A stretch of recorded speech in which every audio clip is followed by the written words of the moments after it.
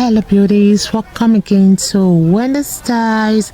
I just want you guys to see this beautiful great haircut that requires less styling, and it's that kind of hairstyles for beautiful black women that really want to rock their natural hair.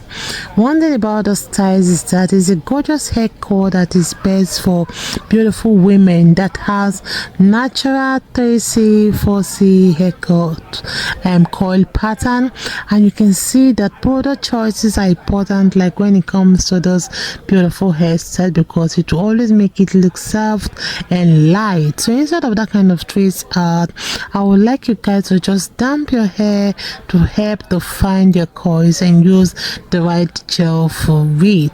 And once it's tried, you can also use some beautiful super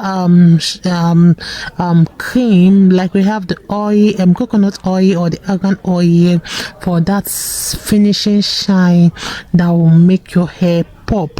This haircut is another beautiful short hairstyles for beautiful women that really want to add some edge to their natural styling. It's an easy way to achieve this look at home, because it's that kind of style that will just require just few creams on your damp hair, then you can see the coils popping.